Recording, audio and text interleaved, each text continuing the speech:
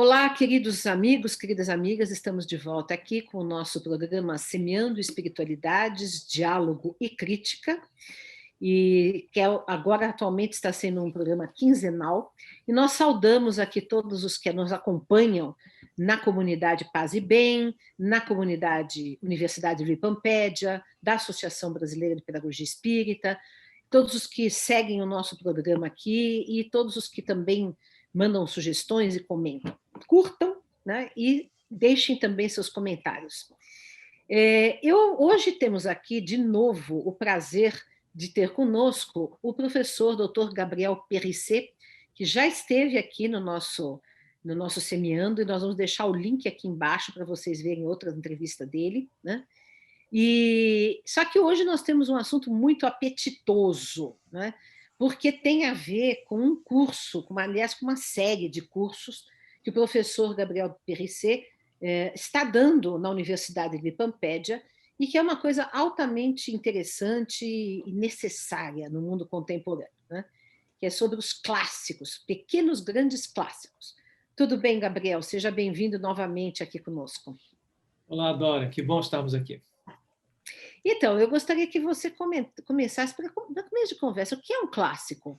O que é um clássico? O que é um clássico? É uma bela pergunta, né? Porque a palavra clássico já remete à ideia de classificação.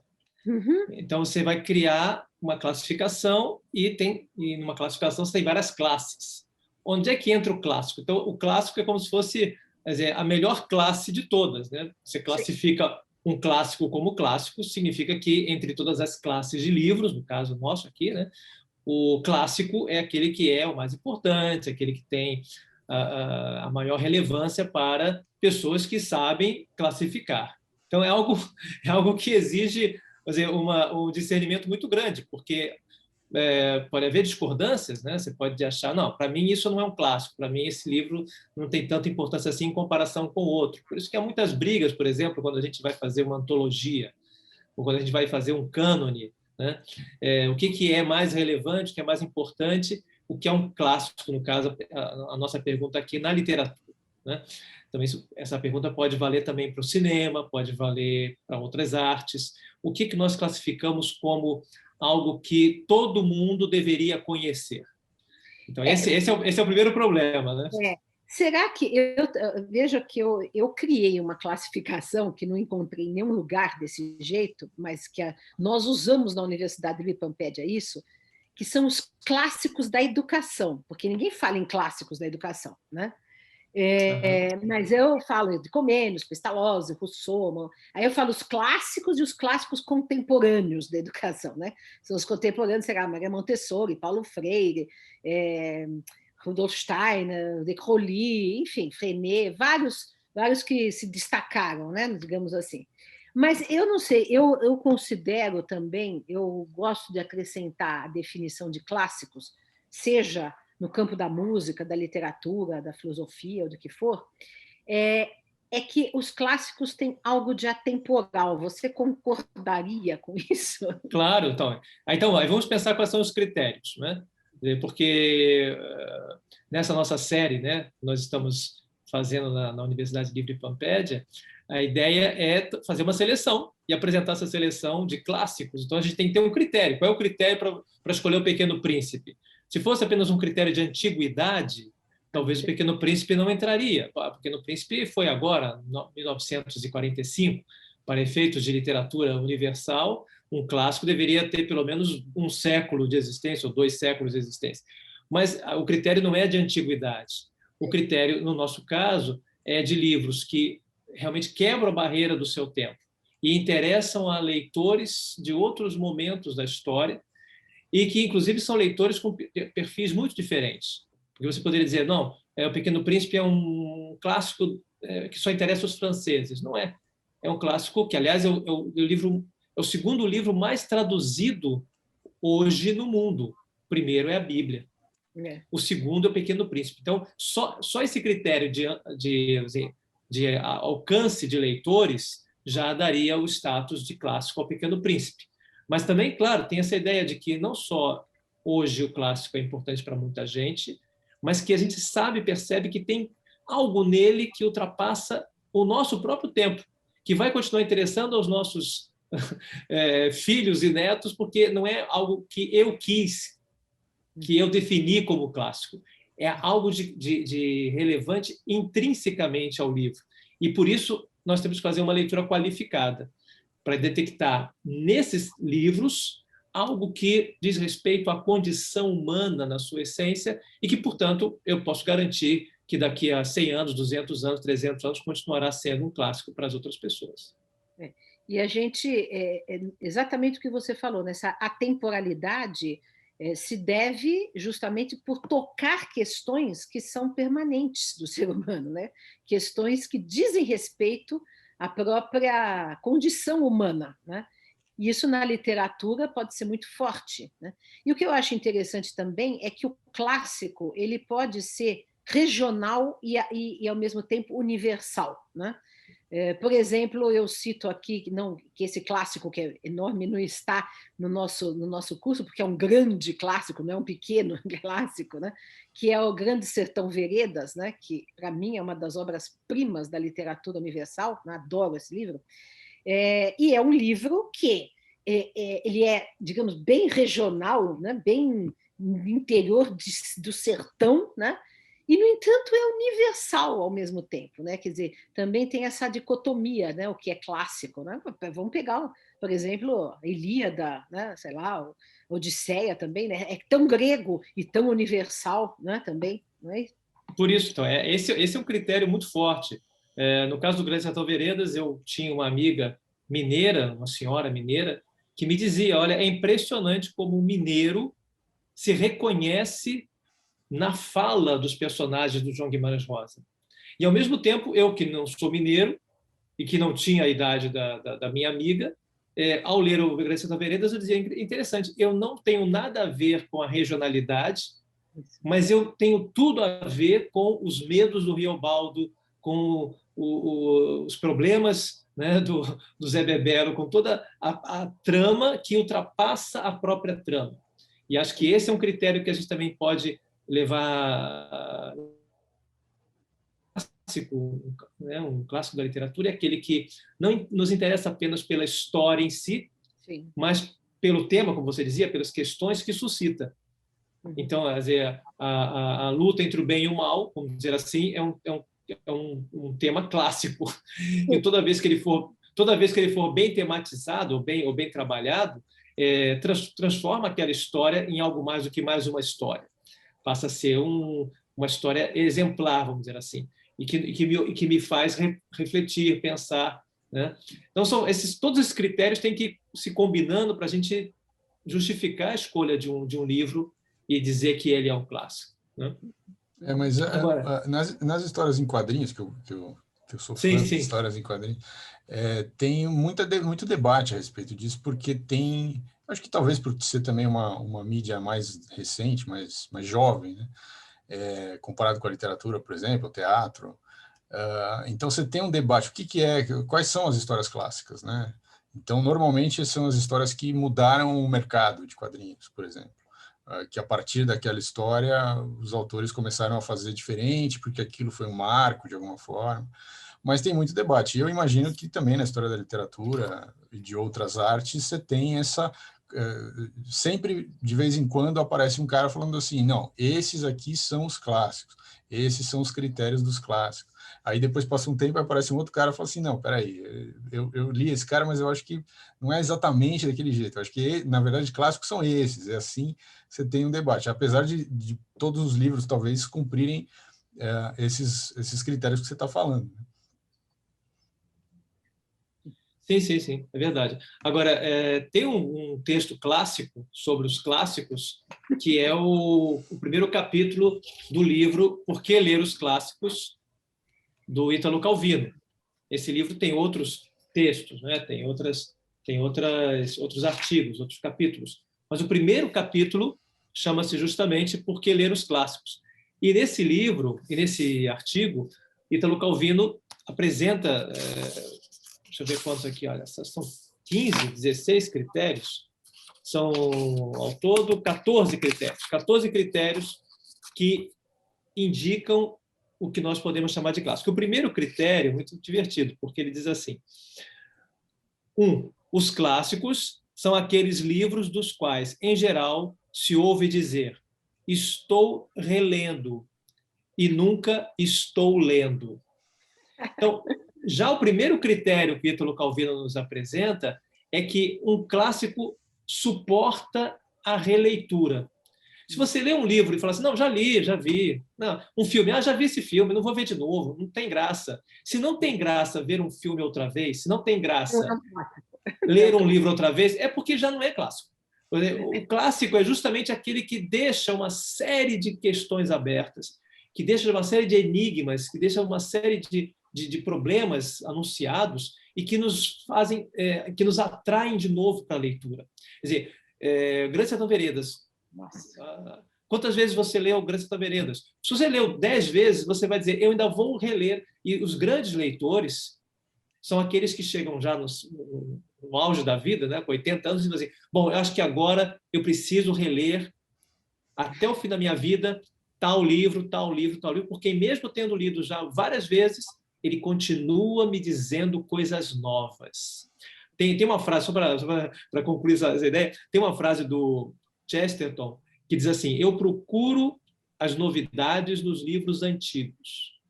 Então, esse critério de que um clássico sempre me diz algo de novo mostra que ele, embora seja atemporal, como Dora falou, ao mesmo tempo ele é sempre atual. Sim. Mas também não se deve a essa vontade de revisitar os clássicos, né? Não se deve também ao prazer estético que eles provocam, né? Porque, por exemplo, isso é muito claro na música, né? Tem a música que você ouve e depois descarta, né? Agora, as músicas clássicas, né? No caso, por exemplo, um Bach, quem é que vai falar que nunca mais quer ouvir Bach, já ouviu o suficiente? Ou Beethoven, né? Quer dizer, então, na verdade, o clássico também ele renova o prazer estético a cada vez que você revisita, né? Seja uma música, seja um livro, seja um filme, como você citou, né?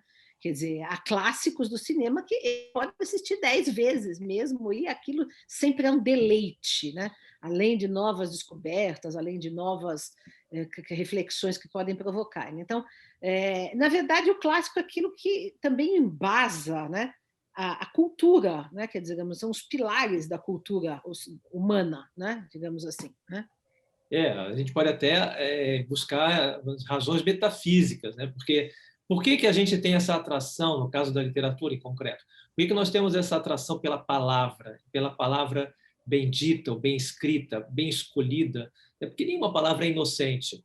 E o escritor, quanto maior ele for, quanto mais consciente ele for da sua tarefa, mais claramente vai nos dizer que nenhuma palavra é inocente. Por isso que ele escolhe as palavras. Não escreve qualquer coisa, vai escrevendo.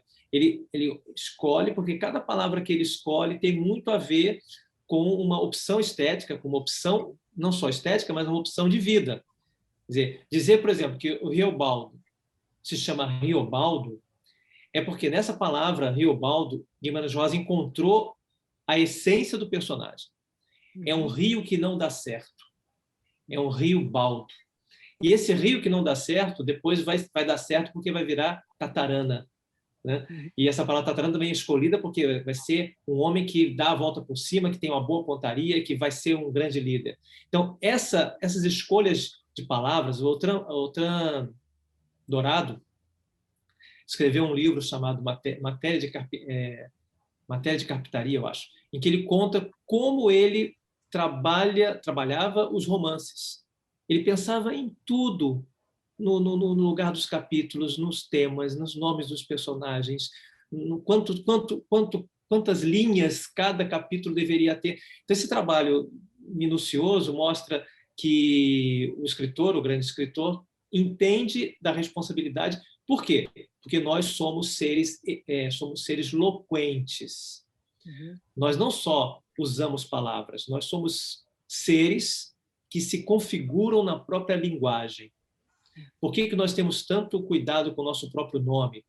Por que nós devemos ter tanto cuidado com as nossas palavras? Porque o que nós falamos tem muito a ver com o que nós somos, né? Se é verdade que no princípio era o Logos, então toda a realidade é feita de palavras, né? E isso é muito, pode nos ajudar muito a entender por que a literatura é fundamental na nossa formação. Por que nós... Não é isso?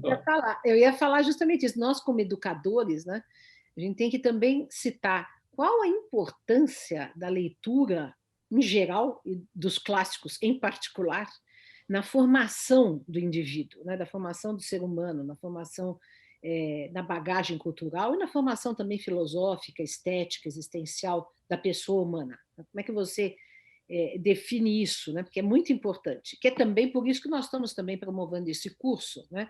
Essa série, né? Para incentivar a leitura, a discussão e a multiplicação dos leitores dos clássicos, né?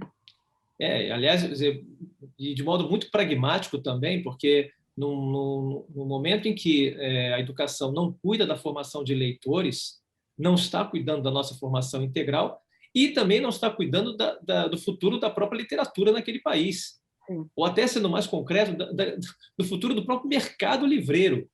Porque eu conheço vários livreiros e vários editores, e todos eles ficam apreensivos quando percebem que na educação se dá menos valor à leitura. E pesquisas recentes mostram que os professores estão lendo menos. Isso é assustador.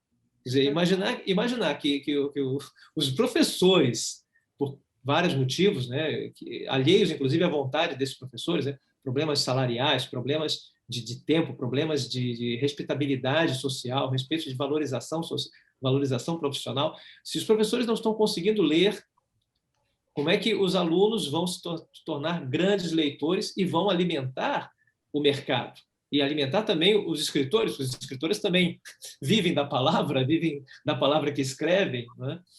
Então, por isso que todo esse tema da educação e da leitura e da própria vida de um país e da cultura de um país, tudo isso tá junto e merece a nossa atenção. Eu diria mais, né, que a não leitura, o afastamento da leitura das novas gerações também acaba, o que já está acontecendo, por provocar uma degeneração da própria língua, né? Ou seja, as pessoas não sabem mais falar, não sabem mais escrever, né? Eu conheço uma pessoa muito próxima a mim que trabalha numa grande corporação, ela já tem mais de 40 anos, né? Mas as pessoas lá que estão nos chefes de comando, tal, tudo na base dos 30, né? E o pessoal não sabe escrever, mas gente que ocupa cargo de diretor, de superintendente, etc., com 30 e poucos anos, não sabem escrever um e-mail, né?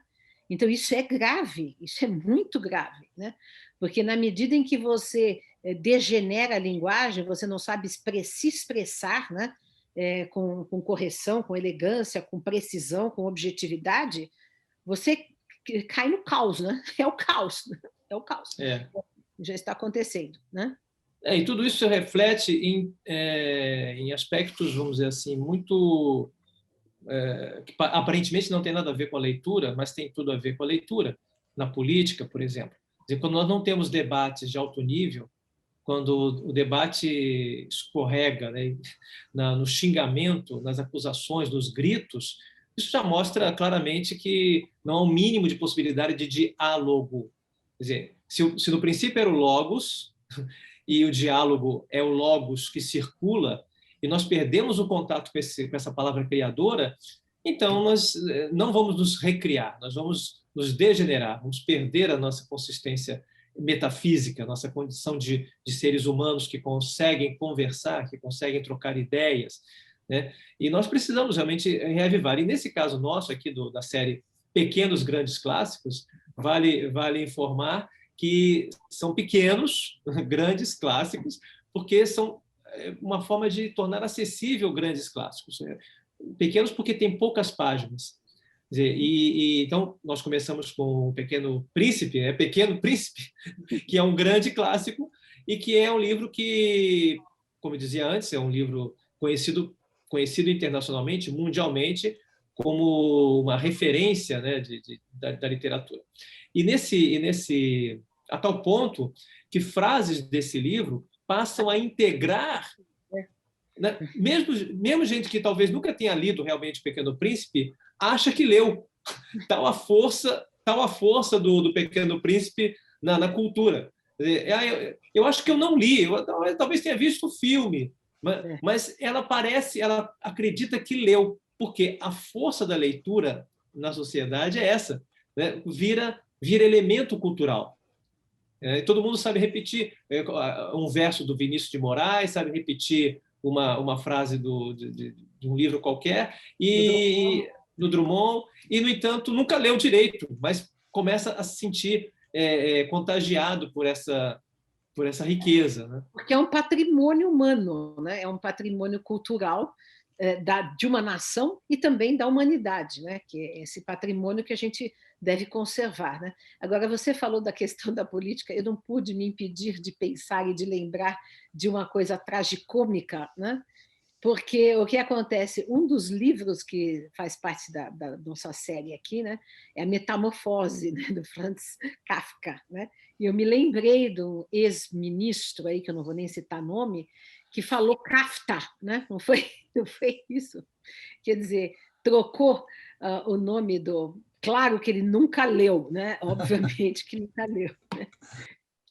Mas você vê que interessante, né? Quer dizer, a gente sabe que as pessoas podem dizer isso aqui é um absurdo kafkiano, porque vão lembrar, mesmo sem ter lido, o processo, vão lembrar, mesmo sem ter lido, a Metamorfose. Mas e mesmo nesse caso concreto do Kafka, isso mostra ainda um resquício, né, de que algum cheiro de alguma coisa ficou no ar, né? Só que nós precisamos ter de novo as referências, a experiência, temos que renovar a experiência da leitura, né? E essa renovação da leitura, essa releitura, como diz o Ítalo Calvino, é fundamental para que nós possamos, digamos assim, realimentar a cultura e nos realimentar também de tudo aquilo que a leitura pode nos propiciar, né? Quer dizer, quando o Ítalo Calvino continua e diz que toda releitura de um clássico é uma leitura de descoberta como a primeira. Não há nada mais renovador do que a gente ter de novo a sensação do primeiro, né? Do primeiro amor, do primeiro encontro, da primeira descoberta, da primeira vez. Isso também nos rejuvenesce. Uma pessoa que está sempre... Nosso cérebro também se rejuvenesce na medida em que reencontra valores atuais e inatuais. E isso também altera no melhor sentido, né? Aperfeiçoa a nossa linguagem, e não só a nossa linguagem, mas também a nossa escrita, de modo que tudo isso é condimento, e é ingrediente, e é enfim, alimento para nosso crescimento pessoal e social, né? Eu tenho assim muitas recordações nesse sentido, porque eu, desde muito cedo, adorei ler, né? E aí lia muito, com 12, 13, só com 12 anos de idade, eu estava tão fora ali da escola, sofria bullying, porque era totalmente fora da casinha, né, da escola. Eu ficava o recreio na biblioteca, lendo Machado de Assis, José de Alencar, sabe, essas coisas todas, né?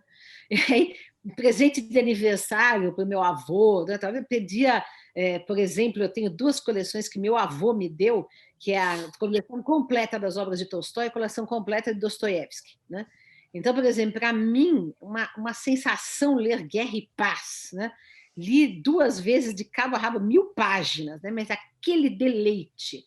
Mas também tive professores, né? Professoras, no caso, na escola, né? Que eu estudei no Colégio de Freiras, Maria Imaculada, em São Paulo. Tive 2 professoras, uma no antigo ginásio e a outra no antigo colegial, né, que é ensino fundamental e médio hoje em dia, que eram assim, apaixonadas por literatura, né? Então, me lembro até hoje de uma delas dando aula e falando, e declamando, e aquilo assim era uma coisa louca. Tanto que meu primeiro livro que eu publiquei na vida, de poesias, Chamas de Paz, eu dediquei a essas 2 professoras de literatura que eu tive, elas inclusive estiveram no lançamento do livro, eu tinha 19 anos de idade. Então, veja o que isso é formador, o que é isso, enraiza, né, a pessoa, né? E hoje eu me dedico à escrita, enfim, né, tenho mais de 40 livros publicados, e isso é muito importante na educação. Inclusive, é terapêutico, né? Quer dizer, é uma coisa que preenche a alma, né? Você está me fazendo lembrar que as minhas duas filhas viveram, nasceram e vivem, né, e cresceram num ambiente de muita leitura, tanto da minha parte como da minha esposa, Ana, que também é escritora. Quer dizer, a casa tem muitos livros, a casa tem muitas... Minha casa também teve. Pois aí, né, tem muitas oportunidades de leitura. Então, as meninas, as nossas duas filhas, que já estão agora com mais de 20 anos, por que elas têm hoje facilidade em aprender, em conviver, em se expressar? Porque elas tiveram um convívio muito estreito com a palavra, com a criatividade, com a brincadeira verbal, com o diálogo, com a imaginação, com a fantasia, com as histórias. Então, tudo isso vai criando uma série de possibilidades futuras na formação das pessoas, e é algo que entra com muita alegria, com muita tranquilidade, com muito jogo, com muita ludicidade, não é aquela obrigação da leitura. Quando a escola, né, comete esse erro de transformar a leitura numa mera obrigação desagradável para fazer uma prova, muitas vezes injusta, com o próprio autor, ou com a autora, a gente perde essa oportunidade, né? E isso empobrece muito a nossa vida como pessoas, como profissionais, né? Enfim, como... Né? Porque transformar o outro em leitor, aliás, como todo processo educativo, né, é uma questão de contágio e não de imposição, né? Meu pai sempre foi... o outro com o seu... Meu pai sempre foi um grande leitor, né? Ele consumia, até hoje, lê muito e consumia muitos livros e tinha uma biblioteca grande. E eu sempre fui um péssimo leitor na escola, odiava ler. Eu só lia o que era obrigado a ler. E lia com uma vontade, obviamente. Mas o fato de ter os livros ali e o fato dele falar sobre os livros, porque ele também falava sobre, né? Me instigou. Então, quando eu saí da escola, depois que eu saí da escola, já tinha 17 anos, eu li um livro que tinha na biblioteca dele, que era Moby Dick. E esse livro abriu para mim a possibilidade de ler. Esse é um clássico. Né, de achar, é um clássico. Esse é um clássico. E o segundo livro que eu li é um livro que também está aí na série Pequenos Grandes Clássicos, que é O Velho Mar. E eu li esse livro porque o meu pai tinha me dito que ele tinha lido O Velho Mar em um dia. E eu fiquei... Como eu não lia nada, eu achava aquilo um absurdo. Imagina ler um livro em um dia. Né? Mas depois que eu li Moby Dick, eu falei, nossa, que interessante, né, a leitura. Eu fui ler O Velho Mar para lê-lo em um dia.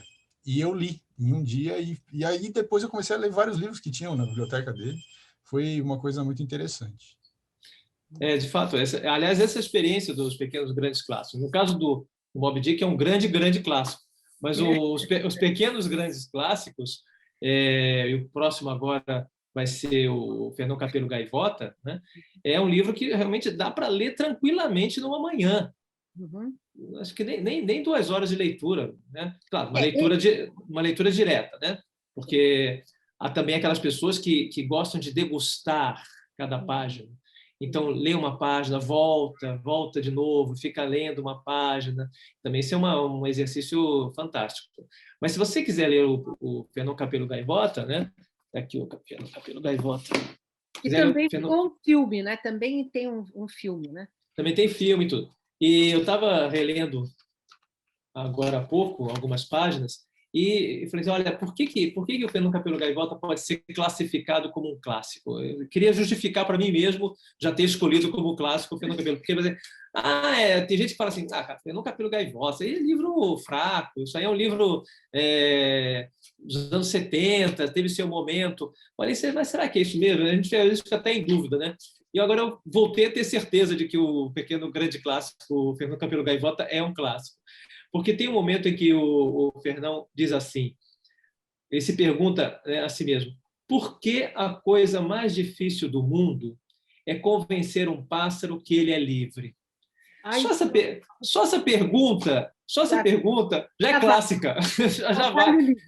Já vale o livro. Já vale o livro. Por que é tão difícil convencer um pássaro? Então, olha como a literatura nos ajuda a fazer descobertas, né? Porque você vai dizer, bom, aquela frase, né? Eu quero ser livre como um pássaro. Então, aparentemente, voar e ser livre é algo idêntico, né? São duas coisas idênticas. Ele é livre porque mas um pássaro que voa pode não ser livre. E aí você fazendo a metáfora, um ser humano que, em princípio, é livre, pode não ser livre. Ou melhor, você tem que tentar convencê-lo de que ele é livre, ou seja, ele se prende, ele não quer voar. Ele pode andar, ele tem liberdade de ir e vir, ele pode pular, ele pode fazer o que ele quiser, e ainda assim ele ainda não é livre. Então, só essa questão que a gente pinça de uma página do livro... Dá para filosofar. Dá para fazer pensar, dá para fazer filosofar, dá para fazer... Enfim, e mais do que isso, né? Fazer com que o leitor e a leitora se vejam nessa pergunta. Uhum. Porque tem um autor francês que diz assim, depois de muito tempo de vida, tendo escrito muitos livros, ele chegou à seguinte conclusão: olha, depois de tudo, eu queria ser um leitor como o porteiro do meu prédio, aquele leitor que se identifica com os personagens. Algo assim. Quer dizer, depois que ele fez milhões de críticas, é um super filósofo e tudo, ele dizia, o que... Claro, estamos falando do contexto francês, né, em que um porteiro fica lendo, né? Quer dizer, mas o fato é esse, quer dizer, eu gostaria de ser como o meu porteiro, que está lendo lá, talvez Balzac, talvez Proust, e está lendo e se identificando com o personagem. Quer dizer, essa é a grande ambição dessa nossa série. É fazer com que nós melhoremos como leitores, nos identifiquemos com os personagens, não por causa só da história, mas por causa dos temas e das questões universais que nos afetam diretamente e que podem nos ajudar a melhorar, né, intelectualmente, né, espiritualmente. Eu gostaria que você agora, então, citasse todos os livros que vão entrar na série. Uhum. E mais do que isso, cada um, você falasse assim, olha, o Fernão Capelo Gaivotto e a liberdade, por exemplo. Tenta sintetizar em uma ou duas palavras o que seria interessante. Lembrando que, antes de você falar isso, eu queria dizer o seguinte, não sei se você concorda comigo, mas eu acho, para mim, que o Fernão Capelo Gaivotto lembra um pouco o mito da caverna, né?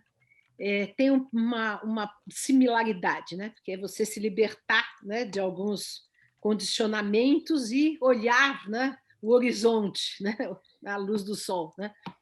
Eu acho que tem alguma coisa a ver com isso. Eu vou fazer uma ressalva inicial desse exercício que você está me propondo, que é o seguinte: um livro não tem apenas um tema. Quer dizer, sim, claro. Aliás, quanto melhor for o livro e quanto melhor for a nossa leitura, mais questões e diferentes questões serão abordadas, né? Porque, por exemplo, O Pequeno Príncipe, que foi o primeiro livro da série, você pode dizer, olha, a questão é a infância espiritual, ou a questão fundamental é o amor, ou a questão fundamental é a viagem em busca do novo. Quer dizer, há várias possibilidades. Mas, enfim, O Pequeno Príncipe... A transcendência, né? O príncipe... A transcendência, a morte, enfim, grandes questões podem estar... várias grandes questões estão dentro de um clássico, né? Então, O Pequeno Príncipe, eu destacaria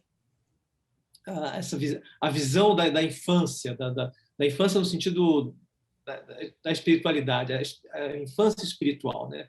Poder ver as coisas com esse olhar sempre novo.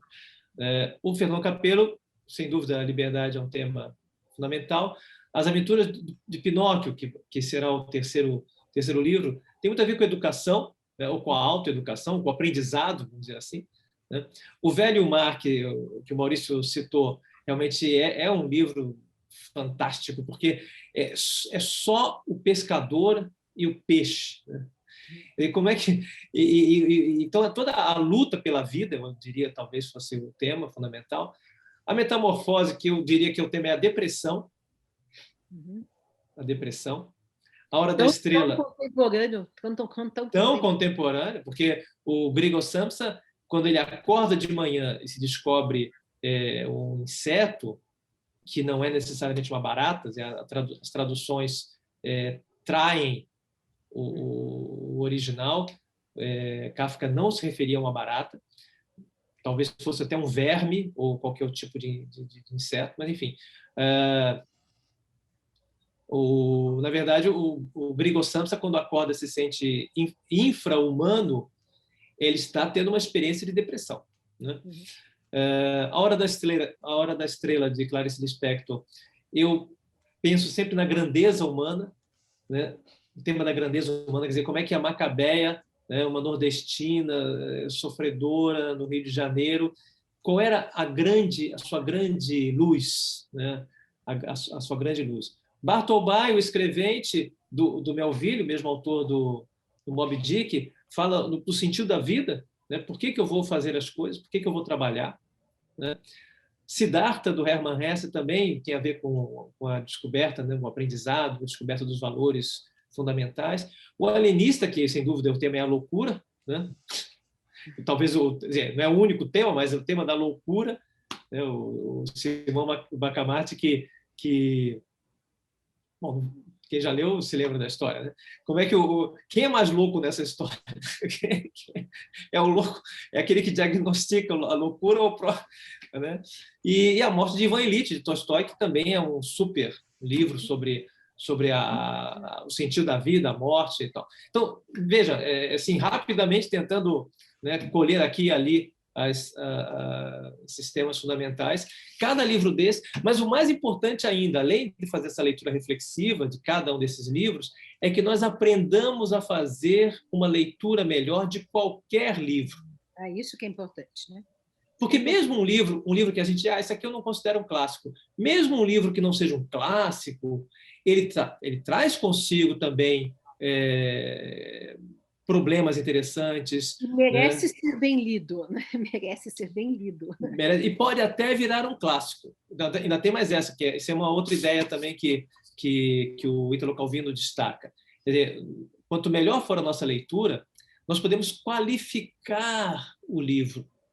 Nós podemos dar a ele uma condição melhor do que ele tem tido, porque a leitura não é só a leitura de uma pessoa. Quer dizer, a minha leitura é também a leitura que as outras pessoas fizeram do livro. Por isso que nos nossos encontros não sou eu fazendo a leitura, não é um professor fazendo a leitura. São leitores conversando sobre as leituras que estão sendo feitas com uma orientação, com uma diretriz, vamos dizer, pedagógica, justamente para que não fique uma coisa só no nível do eu acho, do nível do gosto. Eu não gostei, eu gostei. Não, gostar, não gostar é normal. Aliás, o próprio Ítalo Calvino fala que um bom clássico também é aquele com o qual a gente discorda, com o qual a gente briga. Porque nessa briga e nesse contraste, eu descubro quem eu sou.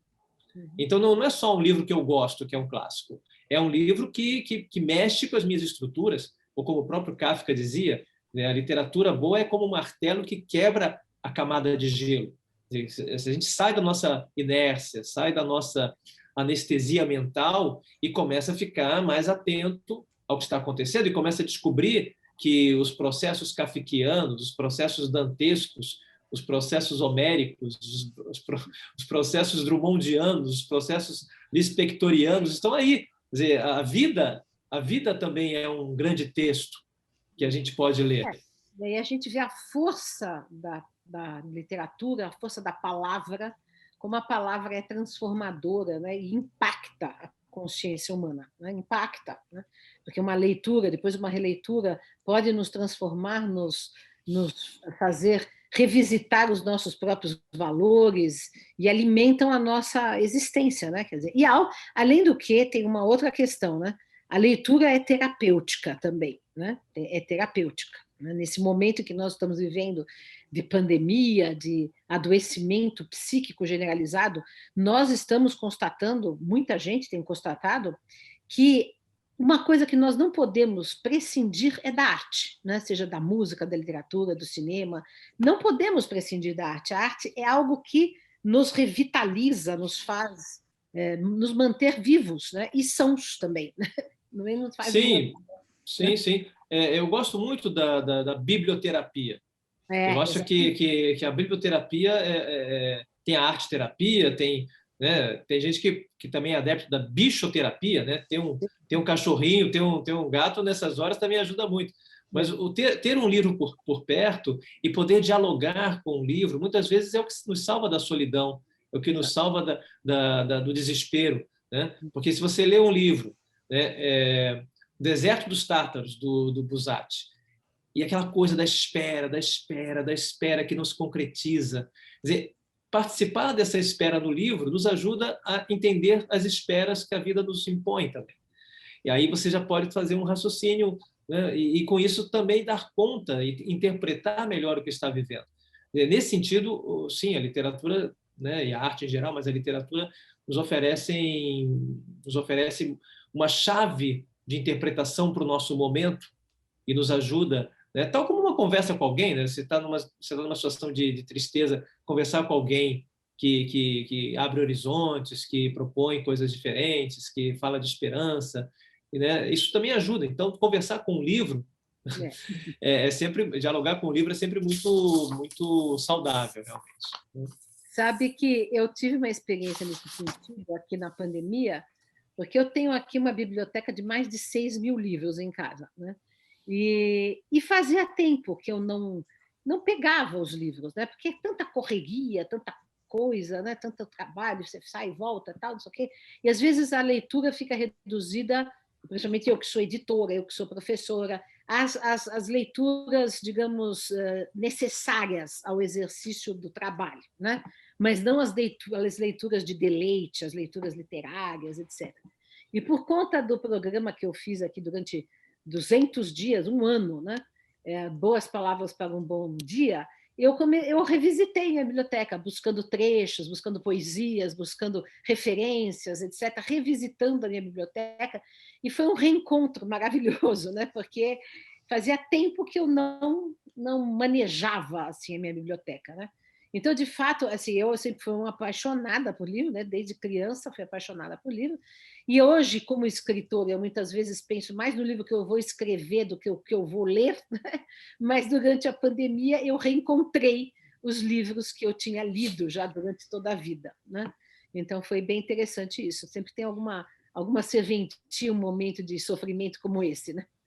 Eu acho que aquilo que você falou, Dora, de como o nosso momento histórico está empobrecido por vários motivos, várias razões, né?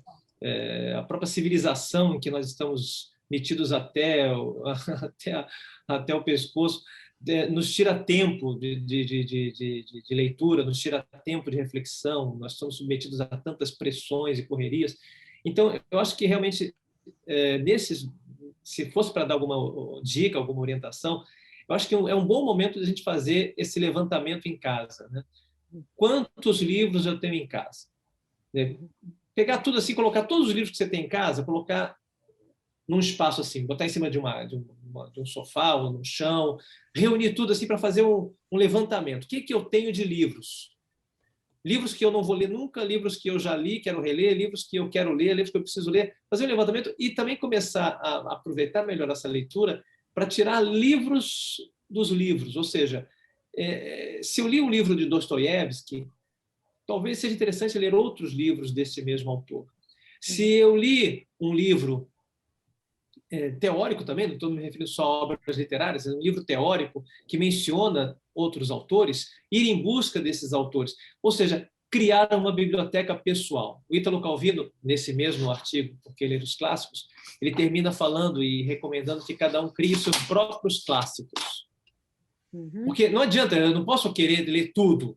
Eu não posso querer ler os 200 livros que fulano de tal considera clássicos e os outros 200 que outra pessoa considera clássicos. Eu tenho que ter a minha própria lista, meu próprio cânone, mesmo porque eu vou ter que reler esses livros.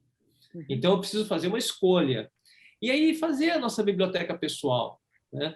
Para que você possa, no caso de confinamento, né, não se sentir um idiota. Porque se você ficar... Aliás, eu fiquei com muita vontade de ler O Idiota de novo, do Dostoiévski. Eu já separei de novo O Idiota, porque O Idiota é fantástico. O Idiota é tudo menos idiota. Eu ler também. Preciso reler também. Então, nesse momento, a gente se sente mais livre. O livro, a Adélia Prado diz, né? A poeta Adélia Prado diz: eu escrevo um livro para ver se me livro. Mas nós podemos fazer essa brincadeira com o leitor também. Eu leio um livro para ver se me livro. Me livro do quê? Me livro das minhas limitações, me livro das minhas angústias, da minha ansiedade, porque a gente vai encontrar personagens que passaram por isso, por personagens que podem nos dizer alguma coisa, né? E aí entra a sincronicidade, entra, né, a aparente coincidência de ter escolhido um livro e aberto numa página. Meu Deus do céu, como é que essa página está me dizendo exatamente aquilo que eu precisava ler hoje? Enfim, coisas assim meio mágicas que fazem parte da vida de um leitor obcecado. Eu faço isso todo dia, abro livros e leio. E procuro mensagens que confortem.